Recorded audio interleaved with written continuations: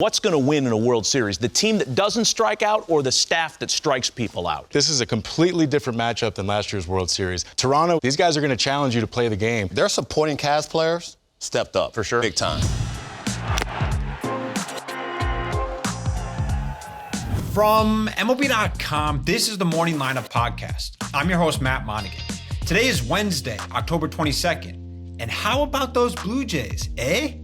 Toronto is dancing in the World Series for the first time since 1993. That's 33 years. I was 6 years old. Vlad Jr. was negative 6 years old.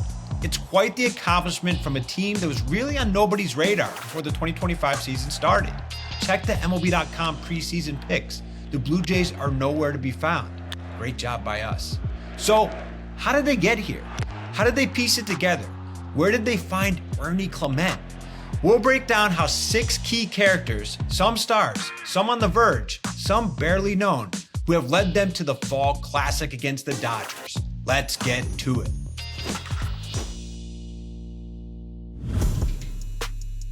First, we need to talk about the pitching, and we need to talk about the newfound ace, Ice Trey Yesavage. The 22-year-old has spent time in every single affiliate this season, single A, high A, double A, triple A, and finally, at the end of 2025, 3 games in the majors. The team's number one prospect was eased perfectly through each level in the system, transitioning into a star at the exact right time. His postseason debut, an 11 strikeout hitless masterpiece against the New York Yankees, will go down as one of the best ever. Swing and a miss, strike 3. 11 in 5 hitless innings for Trey Yesavage. Complete, utter dominance. He had a rough outing in Game 2 against the Mariners, but gave up just 2 runs with 7 Ks over 5 2/3 innings in Game 6. Manager John Schneider knows he's found something special at the right time of year and that he'll be a key factor this weekend against the Dodgers. Tough to put into words, you know. Kid started in A-ball this year and just did that against that lineup. What we were looking for were command, poise, all that kind of stuff. That was there. Swings were evident, that stuff was good. Anchoring the rotation, there's the wily veteran, the 3-time Cy Young winner, future Hall of Famer, a 41-year-old with the kind of experience and at times insane energy a winning team needs. John Snyder always says, if I run out to the mound, I haven't made up my mind, and he just jogged out to the mound to talk to Max Scherzer. Let's go. Yeah. Scherzer said, I got this. Yeah. Let's go. How you doing, Max? He goes, I'm great. Get back in the dugout. I think Max made his feelings known very clearly to John Schneider. That's awesome. Mad Max. Scherzer has battled injuries over the last few years, only starting 9 games for the Rangers last season. Fans and teams wondered if he'd retire before 2025, although nobody ever really asked him to his face for fear of him screaming back at them. Still, Toronto signed him to a 1-year contract. He made just 17 starts because of more injuries, putting up an ERA over 5. He wasn't even on the ALDS roster, but in the CS, he was nearly vintage Max, pitching a brilliant 5 2/3 innings with 5 strikeouts and 2 runs allowed in a Game 4 win. Out of the bullpen, there's the guy who wants the ball every single day. Louie, I'll pitch until I'm bluey in the face, Louie Varland. Varland was acquired at the last minute in a trade with the Twins on July 31st this year. Experts said the deal came at a steep cost, dealing some of their top prospects to Minnesota. GM Ross Atkins said it wasn't your, quote, traditional deal, but most agreed a 27-year-old reliever unleashing fireballs off the mound would bode well, and it has, including during the postseason. He got him, stuck with the curve in the dirt. Louie Varland punches out 2 in a 1-2-3 inning. Varland has been a workhorse, pitching in 10 of the Blue Jays' 11 playoff games, and mostly coming in with runners on in dire situations. He's put up a 3.27 ERA in 11 innings with 13 strikeouts and just 1 walk. Hopefully he's not too tired, because the Jays will need him to continue picking up big innings in the World Series.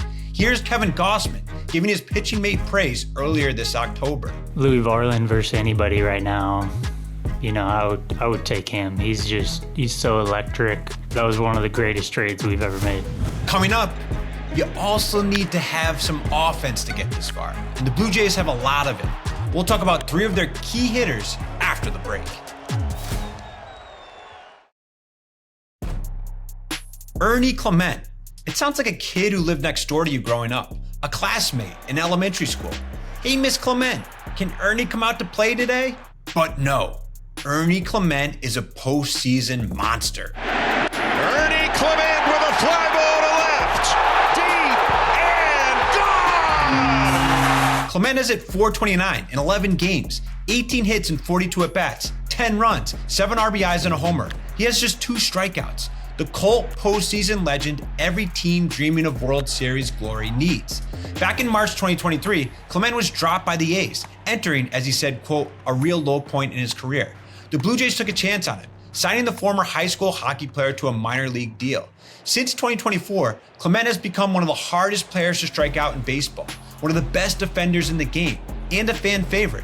How could you not love Ernie? Just look at what he said after his home run in the ALDS to Blue Jays beat reporter Keegan Matheson.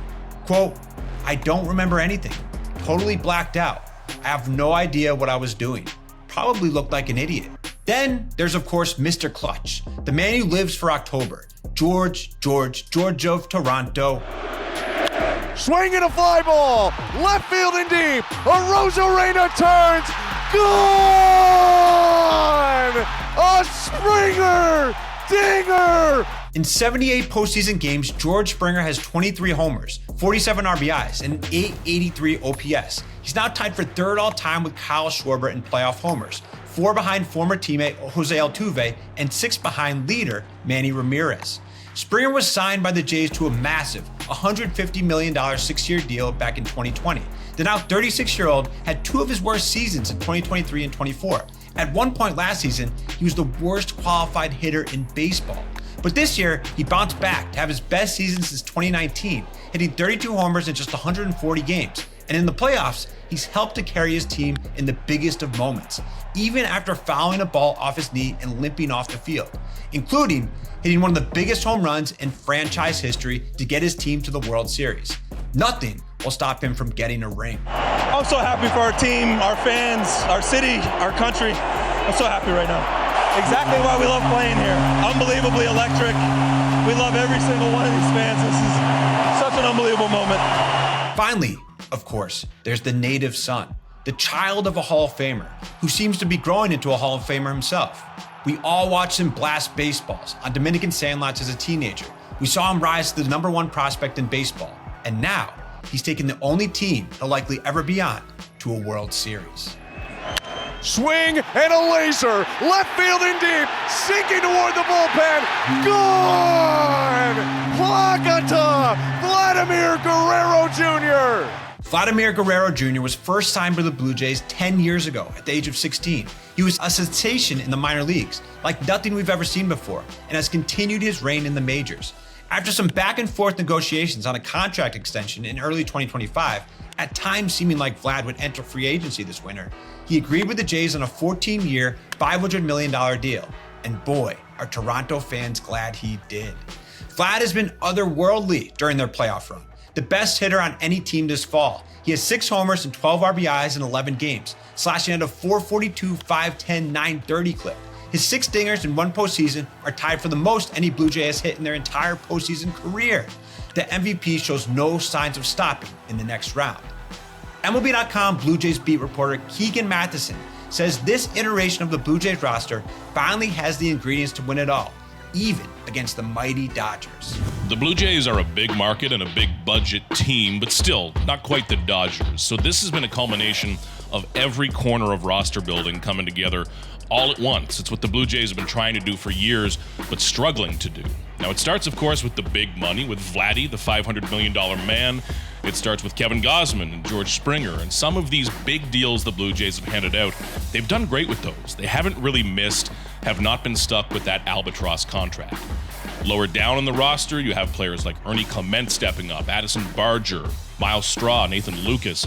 And then I think the real kicker for all of this is player development. That's what was missing the last few years. But you have some internal player development coming up for position players who have helped, but Trey Savage is the real star of all of this. Started out in Single A, now he's in the World Series. He's going to be part of the Blue Jays pitching plans against the Dodgers. And with big money spending, with bottom roster depth and player development, the Blue Jays have finally aligned all of those stars. That That's all for today's morning lineup. World Series Game 1 isn't until Friday at 8 p.m. Eastern on Fox, but we'll be here to keep previewing every single part of it. The great Mandy Bell will be back with you tomorrow.